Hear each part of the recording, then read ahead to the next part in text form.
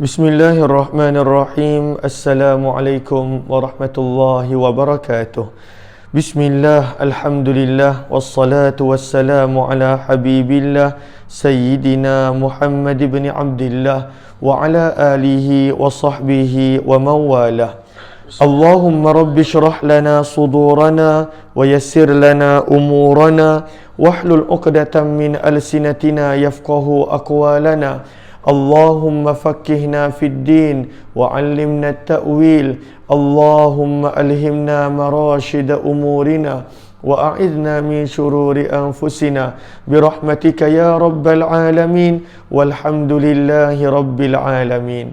Sabahun nur, sabahul khair. Selamat pagi sahabat-sahabat semua. Salam pertemuan dalam pertemuan Hayati Quran bersama dengan saya Umar Aziz. Kita berharap moga-moga dengan usaha kecil ini menjadikan kita dapat menghayati Al-Quran, dapat mengambil pengajaran daripada Al-Quran dan juga dapat membawa Al-Quran dalam kehidupan. Amin ya rabbal alamin. Seperti biasa, sebelum kita bermula, apa kata kita perbetulkan dahulu niat kita. Moga-moga pertemuan ini dan semua pertemuan-pertemuan kita yang lain adalah kerana Allah Subhanahu wa ta'ala. Nawaitu ta'alluma wa ta'lim wa tadhakkura wa tadhkir wa naf'a wal intifa' والإفادة والاستفادة والحث على التمسك بكتاب الله وسنة رسول الله صلى الله عليه وسلم والدعاء إلى الهدى والدلالة على الخير ابتغاء وجه الله ومرضاته وقربه وثوابه.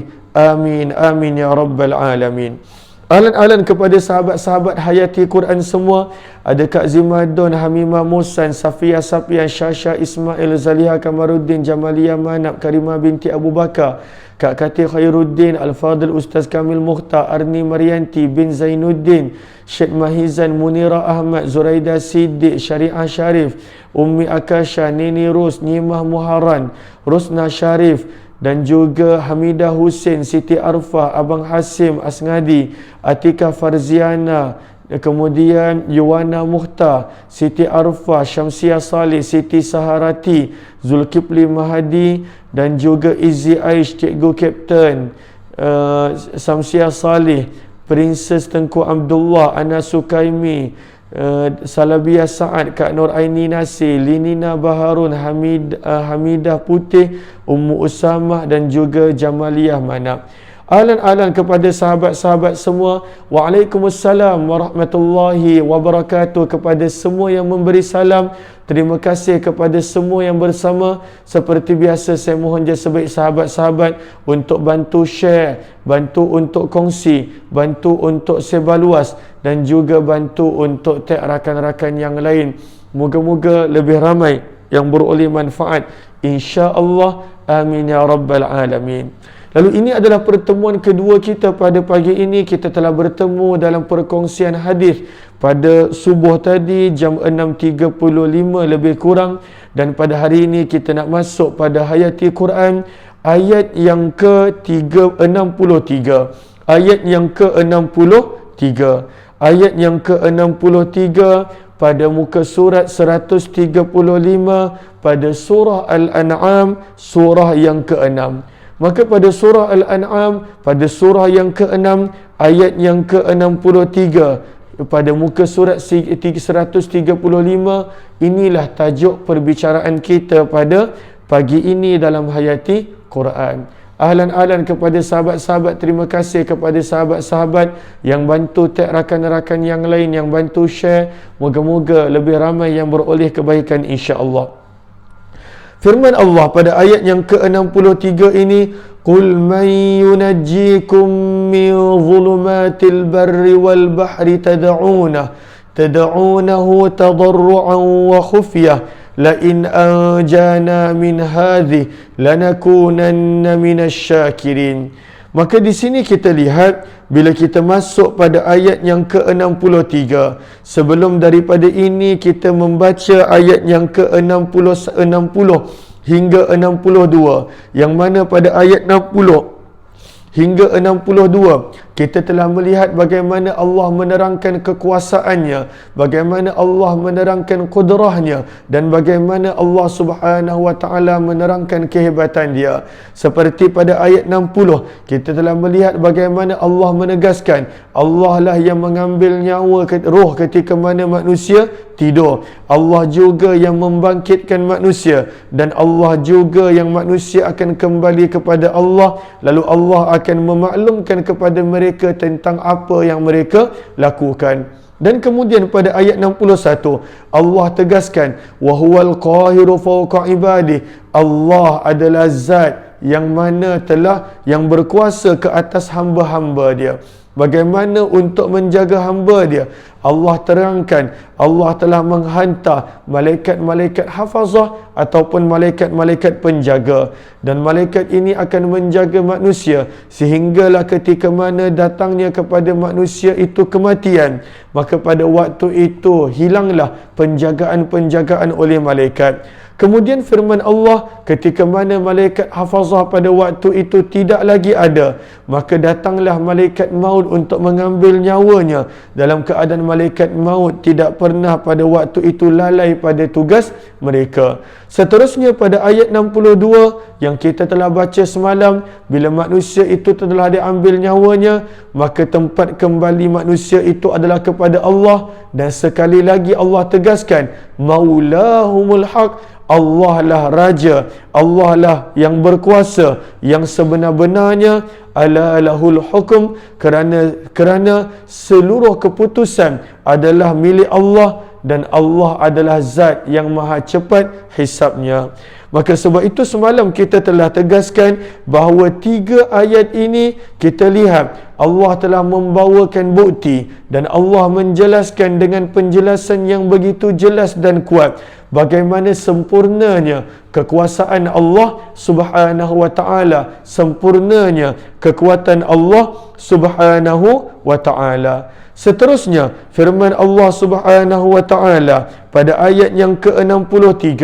Maka pada ayat yang ke-63 dan juga pada ayat yang ke-62, pada ayat yang ke-63 dan pada ayat yang ke-62, maka di sini Allah Subhanahu wa taala membawakan dalil-dalil yang lain dengan cara yang lain, dengan bentuk yang lain. Dalil-dalil yang mana menunjukkan kesempurnaan kudrah, kekuasaan Allah Subhanahu wa taala. Lalu sebab itu dalam tafsir Al-Wasit disebut summa saqal Quran launan akhar, Allah menerangkan dalil dalam bentuk yang lain, minad dalail, dalil-dalil ad-dallah yang menunjukkan ala kamali qudratillah, betapa sempurnanya kudrah, kekuasaan dan kekuatan Allah Subhanahu wa taala. Maka firman Allah Subhanahu wa taala, qul, katakanlah wahai Muhammad. Nak katakan kepada siapa? Maka dalam tafsir Al-Wasit disebut kepada orang-orang yang lalai ini, kepada orang-orang yang lupa bahawa Allah adalah zat yang maha berkuasa. Qul, katakanlah wahai Muhammad kepada orang-orang yang lalai. Maka firman Allah, qul, katakanlah wahai Muhammad kepada manusia, kepada orang yang lalai. Apakah dia? Man. Firman Allah, siapakah? Man terjemahnya adalah siapakah. Qul terjemahnya adalah katakanlah kamu, iaitu Nabi sallallahu alaihi wasallam. Qul, katakanlah wahai Muhammad, man, siapakah? Yunajji, boleh menyelamatkan. Najja yunajji tanjiyah, maksudnya adalah menyelamatkan. Yunajji, siapakah? Man, siapakah? Yunajji, yang boleh menyelamatkan. Kum, kamu, min, daripada, zulumati, kegelapan, albar, yang berada di daratan, wa, dan al-bahar, lautan, iaitu kegelapan yang berada di lautan. Maka Allah Subhanahu wa taala perintahkan baginda Nabi untuk tanya soalan ini kepada orang-orang yang masih lagi ragu-ragu tentang kekuasaan Allah, tentang manusia yang masih lagi tidak mahu beriman kepada Allah. Maka Allah suruh Nabi tanya soalan kepada mereka, wahai Muhammad, qul, katakanlah kepada mereka, siapakah yunajji, yang boleh menyelamatkan, kamu, min, daripada zulumat, kegelapan, albar, daratan. Apakah itu kegelapan daratan? Maka dalam tafsir Al-Wasit diterangkan, kegelapan daratan adalah kegelapan-kegelapan yang terhasil daripada kegelapan malam dan juga kegelapan awan yang pada waktu itu menutupi bulan. Lalu bayangkan ketika mana manusia berada tanpa sebarang cahaya, tanpa sebarang lampu, ketika mana pada waktu malam, itulah kegelapan yang dimaksudkan, sangat-sangat gelap yang menjadikan manusia pada waktu itu sangat-sangat takut. Maka firman Allah, kalaulah manusia berada pada kegelapan malam, pada kegelapan yang terhimpun disebabkan beberapa sebab, dan kemudian kegelapan lautan. Kegelapan lautan apakah maksud dia? Ketika mana manusia berada di tengah laut, kegelapan yang terhimpun disebabkan kegelapan malam, disebabkan kegelapan yang dibawa oleh angin yang kuat. Yang kedua, yang ketiga contohnya, kegelapan yang dibawa oleh ombak yang besar. Maka pada waktu itu kegelapan-kegelapan yang berada di lautan dan kegelapan-kegelapan yang berada di daratan menjadikan pada waktu itu manusia sangat-sangat takut, dan pada waktu itu manusia berada, dia yakin dia akan binasa. Lalu daripada sini poin Allah Subhanahu wa taala menyebut kegelapan daratan dan juga kegelapan lautan. Yang dimaksudkan daripada kegelapan daratan dan lautan adalah, yang pertama, ketakutan yang amat sangat, dan yang kedua, manusia itu sangka dia akan binasa. Ini dua tujuan dia.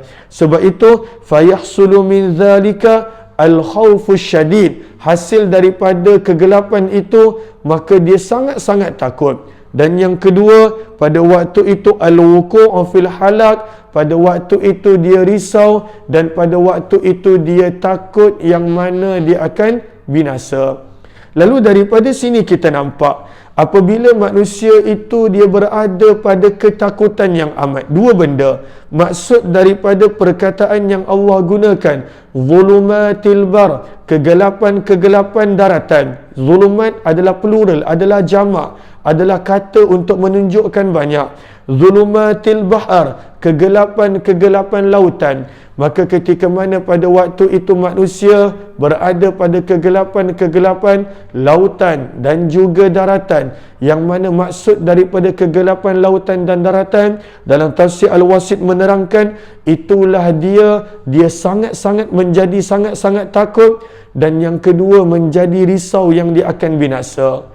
Lalu bila manusia sangat-sangat takut dan bila manusia rasa dia akan binasa, apakah benda yang pertama manusia akan buat? Maka Allah terangkan kepada kita, tad'unahu. Firman Allah, tad'una, maka lalu tad'una, kamu akan meminta, kamu akan berdoa, hu, kepadanya, maka dalam kurungannya itu adalah Allah. Benda yang manusia mula-mula akan buat, tak kisah apa agama dia, tak kisah macam mana cara pembesaran dia, tak kisah apa keadaan dia, benda yang pertama manusia akan buat bila dia berada dalam keadaan yang sangat-sangat takut, tak ada yang boleh menolong dia, bila dia berada pada perasaan yang dia akan binasa, benda yang pertama dia akan buat, firman Allah adalah tad'una, dia akan meminta, menyeru kepada Allah. Itu sikap manusia. Lalu ini adalah cara Al-Quran, yang mana Al-Quran menggambarkan kepada kita bahawa semua manusia, apapun agama mereka, termasuklah ketika mana ayat ini turun ditujukan kepada orang Quraisy yang mana tak nak mengakui kekuasaan Allah, tak nak mengakui kekuatan Allah. Namun bila orang Quraisy berada pada kegelapan daratan dan juga kegelapan lautan, yang mana dia tidak tahu di manakah tujuan dan di manakah tempat yang dia berada pada keadaan itu, benda yang pertama bila manusia sangat-sangat takut dan bila manusia rasa dia akan binasa, benda yang pertama firman Allah Subhanahu wa taala, tad'unahu, maka kamu akan memohon, meminta kepadanya, iaitu kepada Allah. Lalu apakah keadaan manusia yang dia akan minta kepada Allah? Firman Allah, tadarru'a, dalam keadaan penuh ketundukan hati. Tadarru'a maksudnya dalam keadaan tadarru'a, penuh tunduknya hati. Lalu dia akan minta kepada Allah dalam keadaan pada waktu tu dia tak sombong, dalam keadaan tadarru', dalam keadaan penuh tunduknya hati dia. Apakah maksud tadarru' dalam bahasa Arab? Dalam tadarru' maksudnya dalam bahasa Arab adalah al-mubalaghah, tersangat-sangat, fi dhara'ah, merendahkan hati, ma'adzul, beserta dengan dia merasa dirinya hina. Itu maksud asal terjemahan tadarru'. Apakah perkataan tadarru' dalam bahasa Arab? Orang yang langsung tak sombong, orang yang mana pada waktu itu dia merendahkan hati dia dan dia tahu dirinya hina. Maka firman Allah, manusia bila dia berada pada ketika takut yang amat, pada ketika yang mana pada waktu itu dia rasa diri dia akan binasa, automatik dia akan menyeru dan meminta kepada Allah dalam keadaan tadarru', dalam keadaan pada waktu itu menundukkan hati, tak lagi sombong seperti sebelum itu. Wa khufyah, dan juga dalam lemah lembut. Maksud lemah lembut dalam tafsir Al-Wasit menyebut iaitu ikhlas. Maksud khufyah adalah dalam keadaan lemah lembut, dalam keadaan sembunyi. Khufyah juga memberi terjemahan sembunyi. Apakah maksud khufyah? Kata para ulama tafsir, maksud khufyah adalah dalam keadaan ikhlas. Lalu manusia pada waktu itu, ini keadaan dia. Bahkan Allah Subhanahu wa taala menerangkan apakah semua perkataan yang manusia selalu ungkapkan bila dia tersepit dalam ketakutan dan juga di ambang kebinasaan. Allah siap sebut, inilah sikap manusia yang mana bila pada waktu dia berada dalam kesempitan, dalam ketakutan yang amat, dalam ambang kebinasaan, inilah benda yang semua manusia janji, semua manusia sebut, termasuklah saya dan kita. Apakah manusia akan kata? Maka ini dia situasi dia. Adakah pada waktu ini sahabat-sahabat faham terjemahan dia kita baca, tapi mungkin kita tak faham maksud dia? Inilah gambaran yang Allah nak bagi faham. Betapa manusia itu sebenarnya sombong macam mana sekalipun, bagaimana ego sekalipun, dia pasti akan kenal kekuasaan Allah. Dia pasti tiba pada waktunya, dia akan tahu kekuatan Allah. Tetapi dia tetap sombong bila dia selamat daripada apa yang Allah selamatkan dia.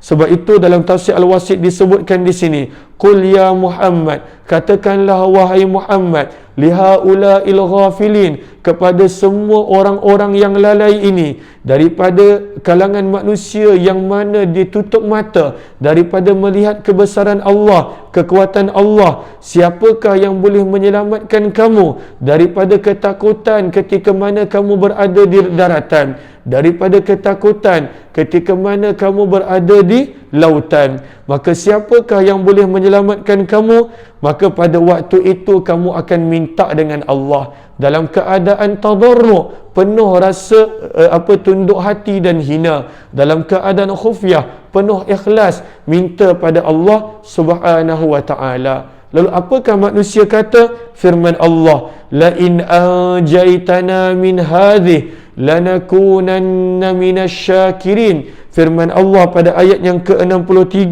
manusia pada waktu dalam keadaan takut yang amat, dalam keadaan ambang binasa, maka waktu itu manusia akan berjanji. Dan semua kita buat begini. Apa yang kita ungkapkan? Lain, la, pasti. La itu adalah pasti, dia adalah huruf takkid, pasti, sungguh. In, jika. Anjaita, engkau menyelamatkan. Na, kami. Min, minta maaf, lain, jika, pasti, sungguh. In, jika. Anjana, dia iaitu Allah, dia menyelamatkan, iaitu Allah menyelamatkan. Na, kami. Min, daripada. Hadhihi, bencana ini, ketakutan ini, kebinasaan ini.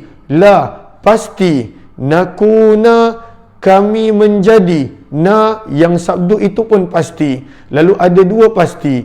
Lanakunanna, pasti dan pasti kami akan menjadi min daripada asyakirin, orang-orang yang bersyukur.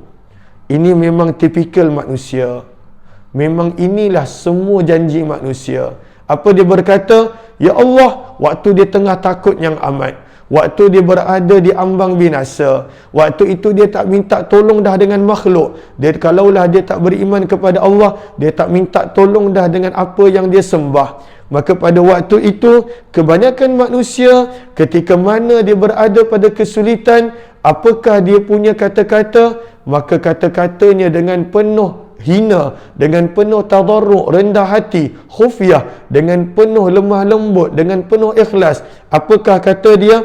La, sungguh, jika anjana, dia iaitu Allah menyelamatkan kami, min, daripada hadhihi, bencana ini, ketakutan ini, daripada kebinasaan ini, lanakunanna, ada dua huruf takkid di situ. Maksudnya dia sangat-sangat janji dengan Allah, lam dan kemudian nun sabdu, pasti dan pasti kami akan menjadi minasyakirin, daripada kalangan orang yang bersyukur. Ini semua janji manusia. Bila dia berada pada waktu sakit yang mana boleh membawa binasa, bila dia berada kesempitan yang boleh membawa binasa, bila dia berada pada keadaan yang takut yang amat sangat, maka kebiasaan dia manusia akan berjanji dengan Allah dengan pelbagai janji. Antara janjinya dengan Allah, dia akan menjadi orang yang bersyukur, ataupun maksud bersyukur adalah menjadi hamba yang baik. Maka ini keadaan manusia. Sebab itulah disebutkan di sini, maka Allah suruh Nabi maklumkan kepada orang-orang yang tidak mahu mengiktiraf, mengakui kekuatan Allah, kekuasaan Allah, untuk terangkan keadaan mereka bila mereka takut yang amat, bila mereka berada di ambang binasa, dan pada waktu itu mereka sentiasa janji dengan janji-janji ini kepada Allah. Namun apakah keadaan manusia ketika mana pada waktu itu? Maka kita akan baca pada ayat 64. Bila Allah hilangkan pada waktu itu benda yang dia takut, benda yang dia rasa boleh binasakan dia, betul-betul dia lupa diri dan betul-betul dia berubah. Sebab itu di sini kata Imam Fakhrul Razi, kenapa Allah Subhanahu wa taala sebutkan di sini ayat 63, wal maksud, tujuan daripada Allah terangkan ayat 63 adalah ketika mana terkumpulnya indajtima', ketika mana terkumpulnya hadhil asbab, penyebab-penyebab, sebab-sebab yang menjadikan manusia itu al-khawfus syadid, takut yang amat, dan juga pada waktu itu merasa dirinya diambang binasa.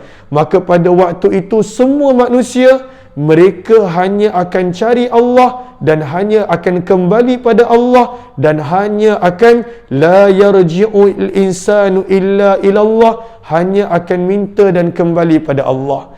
Ini adalah sebab tujuan Allah terangkan ayat 63. Tujuan Allah terangkan ayat 63 bahawa semua keadaan manusia bila dia berada pada ketakutan yang amat, bila pada waktu dan mana dia berada pada keadaan yang dia rasa dirinya diambang binasa, maka manusia akan cari Allah, kembali pada Allah, minta dengan Allah Subhanahu wa taala. Dan kata Imam Fakhrul Razi ketika mana menerangkan ayat 63 ini, wa hadzal ruju' yahsulu zahiran wa batinan, dan kembalinya, mintanya manusia kepada Allah, dia minta memang betul-betul daripada hati, daripada sudut zahir dan batin. Sebab itu Allah gunakan perkataan tadarruk, dia betul-betul rendah hati dia, khufyah, betul-betul lemah lembut dan ikhlas hati dia. Maka ini adalah maksud Allah nak terangkan ayat ini. Semua orang pada waktu itu dia benar-benar minta daripada hatinya dan tak ada sombong pada dirinya. Kenapa? Li'annal insan, kerana manusia fi hadhil halah, pada keadaan-keadaan yang menakutkan dia, maka pada waktu itu zahirlah ikhlasnya kepada Allah, zahirlah kehinaan dirinya di hadapan Allah. Kenapa? Wa yanqati'u raja'uhu an kulli ma siwah, kerana dah terputus pada waktu itu harapannya pada yang lain. Dah terputus harapan. dia dah tak ada pada waktu itu nak cari yang lain, dia dah terputus harapan. Sebab itu Allah terangkan keadaan ini nak bagi manusia faham sikap dan diri mereka.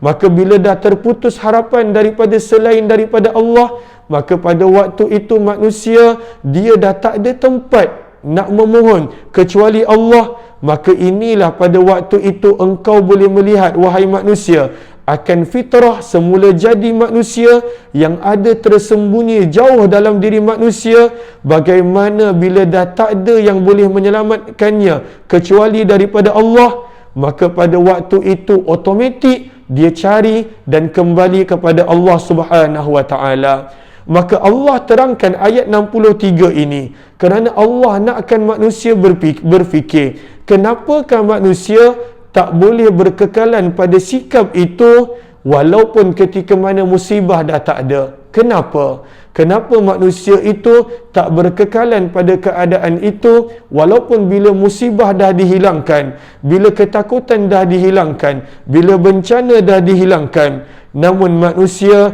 lakinnal insan, namun akan tetapi manusia, laisa kadzalik, adalah sangat berbeza, fa innahu, kerana sesungguhnya manusia, ba'dal fauzi bis salamah, ketika mana dia telah selamat keluar daripada musibah dan ketakutan tadi, wan najah, dan dia berjaya keluar daripada musibah dan ketakutan tadi, maka pada waktu itu menjadilah dia lupa akan Allah. Ini tujuan Allah terangkan ayat 63 seperti mana yang diterangkan oleh Imam Ar-Razi rahimahullahu ta'ala. Dan inilah manusia yang tak berapa baik. Sepatutnya dia sentiasa kena ingat Allah, sentiasa kembali pada Allah, bukan hanya pada waktu nak binasa, dan juga bukan yang mana pada waktu itu dia berada dalam ketakutan yang Allah gambarkan dengan perkataan kegelapan-kegelapan daratan dan juga kegelapan-kegelapan pada waktu itu lautan. Maka firman Allah Subhanahu wa taala menerangkan keadaan biasa orang yang lalai. Firman Allah ketika mana pada ayat yang ke-64, qul, katakanlah wahai Muhammad, baiknya Allah, berkali-kali Allah bagi peluang, walaupun kamu hanya cari Allah waktu susah, walaupun kamu hanya cari Allah pada waktu takut, walaupun kamu hanya cari Allah pada waktu ketika mana dalam kebinasaan, qul, katakanlah wahai Muhammad kepada manusia, qul, katakanlah wahai Muhammad kepada manusia, Allah yunajji, pasti menyelamatkan, kamu, yunajji, pasti menyelamatkan, kamu, min, daripada, nya itu kembali kepada kegelapan daratan dan kegelapan lautan tadi. Allah pasti menyelamatkan kamu daripadanya, iaitu daripada kegelapan daratan dan lautan. Bahkan Allah berfirman, dan min, Allah pasti menyelamatkan kamu daripada, min terjemahnya daripada, kulli, tiap-tiap, setiap, karbin, kesusahan, kegelisahan. Namun Allah ingatkan, bila Allah dah selamatkan manusia daripada ketakutan dia, daripada keresahan dan juga kesusahan yang lain, apakah sifat manusia? Firman Allah, summa, kemudian bila Allah dah selamatkan antum, manusia ini manusia ini, antum, kamu, tusyrikun, kamu mensyirikkan Allah dan kamu lupa akan Allah Subhanahu wa ta'ala. Inilah sikap manusia, inilah sifat manusia. Ketika mana dia susah, takut, binasa, dia cari Allah dengan penuh tadarru', dengan penuh khufiyah. Namun ketika mana Allah dah selamatkan dia daripada apa yang dia risaukan, bahkan bukan sekadar itu, firman Allah pada ayat 64, wa min kulli karbin, bahkan daripada ayat-ayat daripada kesusahan yang lain, summa, Allah ceritakan kepada kita, kemudian antum, manusia ini, kamu, tusyrikun, kamu kembali mensyirikkan Allah, iaitu kamu lupa akan Allah Subhanahu wa taala. Inilah sikap manusia. Maka di sini dalam tafsir Al-Wasit pada waktu ini menerangkan kepada kita kebiasaan manusia ketika mana manusia berada dalam kesulitan. Ada 4 benda yang manusia buat, seperti mana kita boleh belajar pada ayat 63. Ada 4 benda yang manusia buat. Yang pertama manusia buat adalah pada perkataan tad'unah. Pada perkataan tad'unah, itulah poin dia. Benda pertama manusia buat bila dia takut dan berada pada ambang binasa adalah pada waktu itu dia akan minta dengan Allah. Minta dengan Allah. Lalu kita ambil pengajaran daripada sini, jangan minta Allah pada waktu susah sahaja. Kita bukan hamba ilahi kalau begitu. Minta Allah sentiasa. Macam mana waktu susah macam-macam kita minta dengan Allah, sepatutnya itulah yang kita minta dengan Allah sentiasa. Kalaulah waktu susah kita boleh minta setengah jam, sepatutnya itulah amalan kita berterusan. Maka perkara pertama manusia akan buat bila dia susah, dia akan banyak minta dengan Allah. Maka jangan ada pada waktu susah saja, kekalkan sifat itu pada waktu senang juga. Yang kedua yang manusia akan buat bila dalam keadaan susah, dalam keadaan takut dan ambang binasa, firman Allah pada perkataan tadarru'a, yang mana dia akan tadarru', dia akan minta dalam keadaan rendah hati, tanpa sombong, tanpa pada waktu itu dalam keadaan hati yang tak baik, dalam keadaan rendah hati dan penuh rasa hina sebagai hamba. Maka ini juga pengajaran yang kedua. Inilah patut sikapnya waktu kita senang dan pada waktu yang lain, bukan sekadar pada waktu susah. Seterusnya, benda yang ketiga yang manusia akan buat ketika mana dia berada dalam kesusahan, ketakutan dan kebinasaan. Benda yang ketiga yang dia pasti buat, firman Allah, khufyah. Itulah dia akan mengikhlaskan dirinya, lembah lembut permintaan dia, dia akan ikhlaskan dirinya. Maka inilah pengajaran yang ketiga. Itulah patutnya sikap kita waktu kita banyak nikmat, waktu ketika mana kita kaya, waktu kita sihat, waktu kita diingat oleh orang, waktu kita banyak nikmat. Itulah keadaan kita, buat apa pun ikhlas kerana Allah Subhanahu wa taala. Dan yang keempat, selalunya bila manusia waktu susah, yang dia akan buat adalah dia pasti akan berjanji untuk menyibukkan dirinya dengan bersyukur. Lanakunanna minasyakirin. Itu janji dia. Dia akan pada waktu itu berjanji akan menjadi hamba yang bersyukur. Kenapa hanya janji waktu susah? Namun ketika mana pada waktu senang dia tidak buat? Maka firman Allah pada ayat yang ke-63 tadi, bahawa sebenarnya manusia bila dia berada dalam ketakutan, kebinasaan, kesusahan, inilah 4 benda yang dia buat.